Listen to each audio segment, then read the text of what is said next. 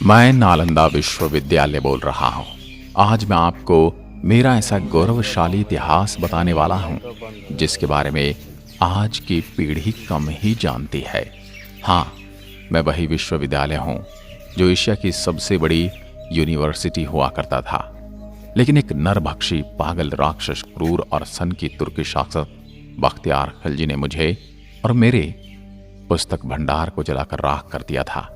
महीनों तक मैं जलता रहा, किसी ने मेरी सुध नहीं ली। मैं सबसे पहले मुझे जलाने वाले के बारे में बताऊंगा, उसके बाद मेरी खोज कैसे हुई, उसके बाद मैं अपनी बनावट बताऊंगा, उसके बाद मैं आपको मेरी अलग अलग विशेषताओं से अवगत कराऊंगा, और सबसे पहले मैं नालंदा को क्यों तहस नहस किया गया वो बताता हूं। मेरी कहानी सुनोगे तो भारत के लाडलों तो आपकी आंखें भी भीग जाएंगी। क्रंदन भरी आंखें और रुंधे हुए गले के साथ मैं आज सुनाता हूं मेरी कहानी। मेरे प्रांगण में 10,000 से ज्यादा विद्यार्थी पढ़ा करते थे और उनको पढ़ाने के लिए 1600 से अधिक पंडित आचार्य हमेशा मौजूद थे। एक समय की बात है, बख्तियार खिलजी नाम के क्रूर लुटेरे और मूर्ति पूजकों के विरोधी की तबीयत खराब हो गई। किसी गंभीर बीमारी ने उसे जकड़ लिया था। उसने अपने नीम हकीमों से बहुत इलाज करवा लिया, लेकिन उसकी तबीयत ठीक नहीं हुई। उस समय एक यात्री मेरे प्रांगण में घूमते हुए सभी विषय पर पढ़ने वाले आचार्यों से भेंट करते हुए मोहम्मद बख्तियार खिलजी के राज्य में जा पहुंचा। वहां उसे पता चला कि वो अभी बीमार है तो मिल नहीं सकता। उस यात्री के विशेष आग्रह पर बख्तियार खिलजी मिलने के लिए तैयार हुआ।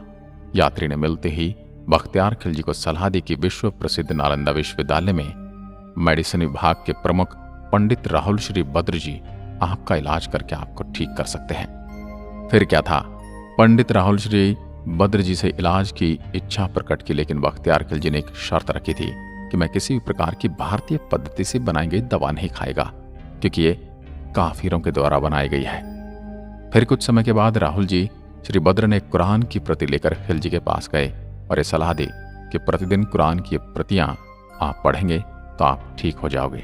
ये मेरा दावा है। उसके कुछ दिनों तक खिलजी ने कुरान की प्रतियां दिन में कई बार पढ़ी और उसने महसूस किया कि उसके स्वास्थ्य अब ठीक होने लगा है। उसके बाद उसने पता लगाया कि मैं ठीक कैसे हो गया, तो उसे पता चला कि पंडित राहुल श्री बद्र जी ने कुरान की प्रतियों पर दवाई का लेप लगा दिया था।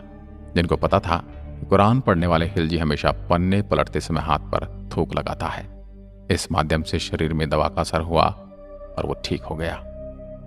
उसी के तुरंत बाद खिलजी को यह बात सहन नहीं हुई कि मेरे नीम हकीमों में से मैं ठीक नहीं हुआ, परंतु काफिर की दवाई ने मुझे ठीक कर दिया। मेरे हकीमों से ज्यादा ज्ञान उन आचार्यों और पंडितों में है। मन ही मन में मेरे प्रति उसके मन में द्वेष पैदा हो गया। मैं नालंदा विश्वविद्यालय पूर्ण रूप से शांति का संदेश देने वाले भगवान बौद्ध से प्रेरित था। जगह जगह पर भगवान बुद्ध की प्रतिमाएं और स्तूप बनाए गए थे। हर आचार्य, पंडित, हर विषय में परिपूर्ण बड़े बड़े ज्ञानी और बड़े विद्यार्थी सभी भगवान बौद्ध के सामने नतमस्तक होकर शिक्षा ग्रहण करते थे। ये बात खिलजी को सहन नहीं हुई, क्योंकि वो एक मूर्ति भंजक था। मूर्ति पूजकों को मारना वो अपना धर्म समझता था और एक मूर्ति पूजक द्वारा इसका इलाज करके ठीक करना उसे अपने धर्म की तौहीन नजर आई। फिर अचानक एक दिन मैंने असंख्य घोड़ों के पैरों की टाप सुनी, कंपन को अपनी ओर आते महसूस किया। लेकिन मैं तो शांति और शिक्षा के लिए विश्व में विख्यात था। मुझे किस बात का डर था। खिलजी और उसके घुड़सवारों ने मेरे सभी दरवाजों को बाहर से बंद किया और एक टोली अंदर घुस गई। उसके बाद मैंने जो क्रूर खेल देखा, मेरे प्रांगण में जो शब्दों में बयान नहीं कर सकता। कहना बड़ा आसान है, लेकिन जो मैंने अपने आचार्य, पंडित और विश्व के अलग अलग कोने से आए विद्यार्थियों का टपकता खून देखा, मैंने अपनी नंगी आंखों से देखा, उसको बताना कठिन है। हजारों शिक्षकों को पल भर में मार दिया गया। शांति के संदेश को फैलाने वाले असहाय खाली हाथ वाले मौजूद सभी को खिलजी की मूर्ति पूजक विरोधी मानसिकता ने मार दिया। कुछ भागने में कामयाब हो गए तो कुछ महत्वपूर्ण पांडुलिपियों को कपड़े में छुपाकर अपने साथ ले गए, जो तिब्बत की ओर भागे, और उन्हीं पांडुलिपियों की सहायता से बौद्ध धर्म और शांति का प्रसार तिब्बत में हुआ। मैंने अपनी इन्हीं आंखों से वो खूनी खेल देखा, जो क्रंदन दृश्य 10,000 विद्यार्थियों के साथ साथ सभी आचार्य, पंडित और शिक्षकों को मार दिया गया। उनका कसूर ये था कि वो मूर्ति पूजक थे, मूर्ति में अपनी आस्था रखते थे। उन सभी मूर्ति पूजकों को मूर्ति पूजा का दंड मिला। मेरे परिसर में मैंने ऐसा खूनी खेल देखने की कभी कल्पना भी नहीं की थी। मैं तो शांति का मंदिर था। जब सभी मूर्ति पूजकों को मार दिया गया तो खिलजी ने आदेश दिया कि मेरे पूरे परिसर को आग लगा दी जाए, मुझे खंडित करके तहस नहस कर दिया जाए। मेरे बच्चों, अगर मुझ में प्राण होते तो मैं चल फिर सकता तो सभी रिसर्च पेपर को छुपा देता, ताकि मेरी आने वाली पीढ़ी हजारों सालों की मेहनत को पढ़कर फिर से ज्ञान प्राप्त कर सके। लेकिन मैं ये कर न सका। मुझे सबसे अधिक पीड़ा उस समय हुई जब मेरे परिसर में मौजूद पुस्तकालय में आग लगा दी गई। मेरे बच्चों, उस पुस्तकालय में भारत का भविष्य था। धू धू कर जलते हुए मेरे परिसर में मौजूद तीनों पुस्तकालय की इमारत देखकर मैं खुद को रोक न सका और जोर जोर से चिल्लाकर रोने लगा। लेकिन मेरी कोई सुनने वाला न था। वहां पर सब मूर्ति पूजकों के विनाश करने वाले ही मौजूद थे। मुझे और मेरे परिसर को भी मूर्ति पूजकों के साथ मूर्ति को सहेज कर रखने का दंड मिला। मैं पूरी तरह धू धू कर जलता रहा और मैंने आंखें बंद कर ली। पूरे 6 महीने तक मेरी विश्वविख्यात पुस्तकालय में आग जलती रही और भारत का भविष्य जलते हुए मैंने उसके ताप को महसूस किया। पूरी तरह से तहस नहस वीरान खड़ा मैं कई शताब्दियों के धूल मिट्टी में से आंखों से ओझल हो गया। मेरा खंडहर रूप देह जो बचा था वो धूल और मिट्टी के नीचे दब गया और अंदर ही अंदर अपने वजूद को मिटते हुए अंधकार में दिन बीतने लगे। फिर एक दिन ऐसा आया जब मेरी खोज करने वाले एक अंग्रेज अफसर को 19वीं सदी में एक चाइनीज यात्री की डायरी मिली, जिसमें उस यात्री ने मेरे बारे में कुछ लिखा था।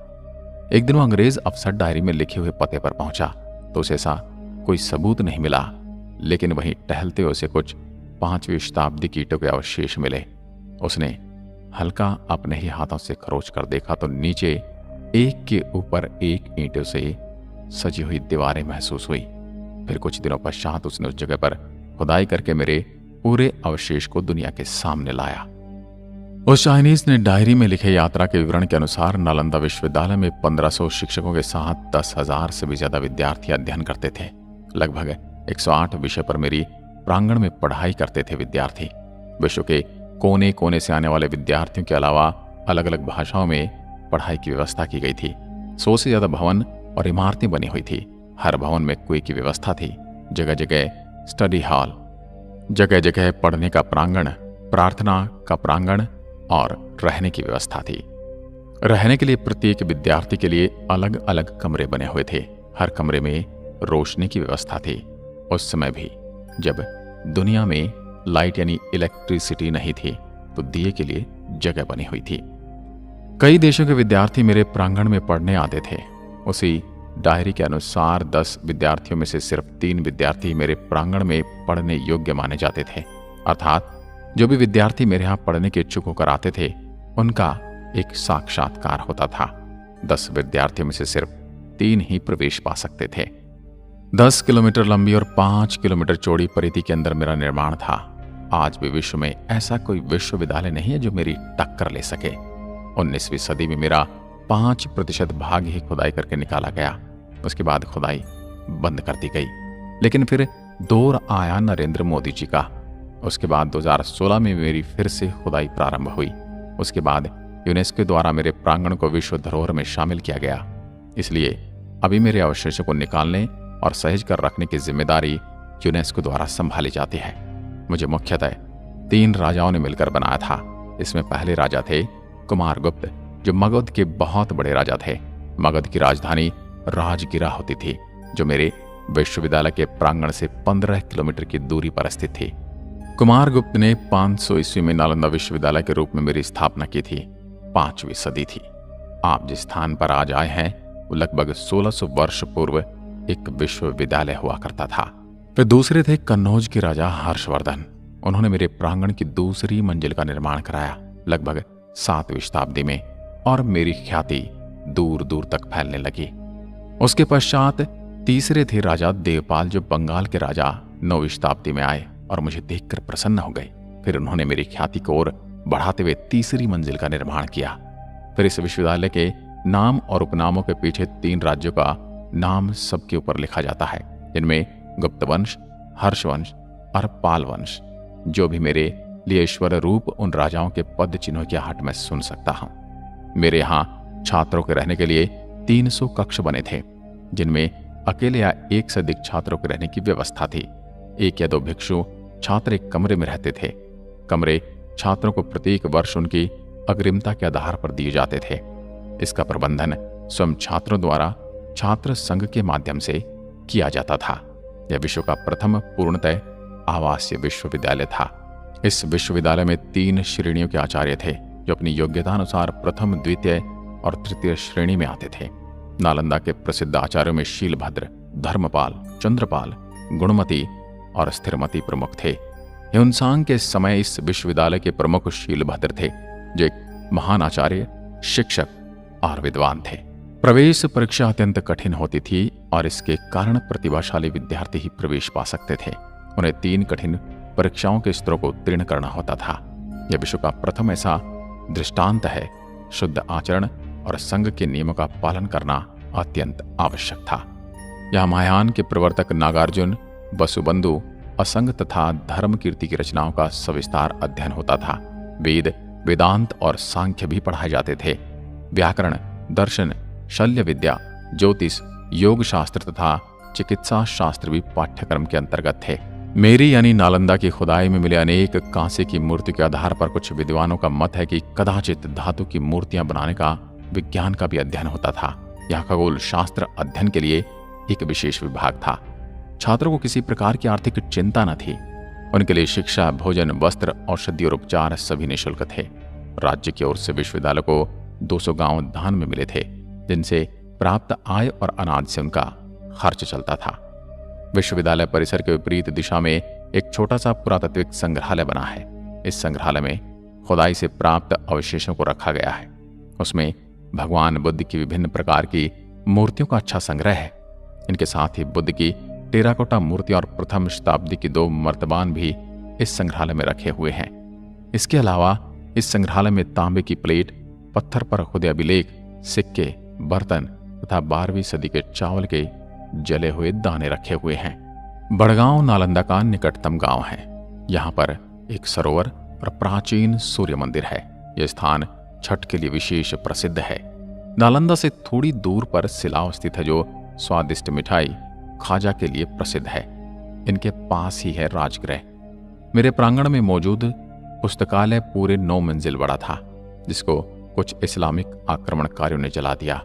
और मेरे पुस्तकालय में 3 इमारतें हुआ करती थी। उनके नाम हुआ करते थे रत्नादि, रत्न सागर और रत्नी रजक। 12 शताब्दी में जब खिलजी की क्रूर और मूर्ति भंजक विरोधी मानसिकता ने मुझे तहस नहस कर दिया, मेरी विश्व प्रसिद्ध पुस्तकालय में आग लगा दी और मुझे 6 महीने तक धू धू कर जला दिया। मेरे देशवासियों, आपने उस लाइब्रेरी में क्या खोया वो आप अभी नहीं समझ सकते। हजारों वर्षों के शोध, लाखों पांडुलिपि, हजारों करोड़ों शोध के पेपर धो धो कर जल गए। 6 महीने इसलिए लग गए क्योंकि उस समय पेपर नहीं हुआ करते थे।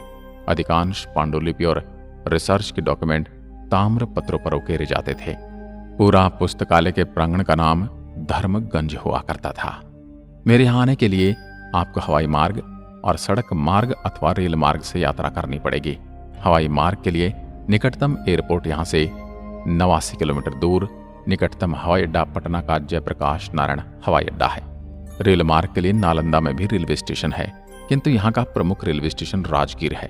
राजगीर जाने वाली सभी ट्रेन नालंदा होकर जाती हैं। सड़क मार्ग, नालंदा सड़क मार्ग द्वारा कई निकटवर्ती शहरों से जुड़ा है।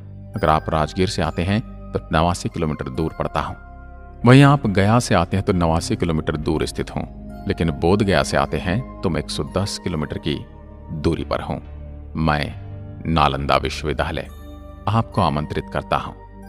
तो महानुभावों, मेरे बारे में आपके दिमाग में कुछ तो प्रतिक्रिया जरूर आई होगी। वो मुझे कमेंट सेक्शन में लिखकर बताइए, ताकि मुझे पता चल सके कि आप मेरे बारे में क्या सोचते हैं। मिलता हूं एक और पटकथा के साथ। तब तक के लिए नमस्कार। जय हिंद, जय भारत।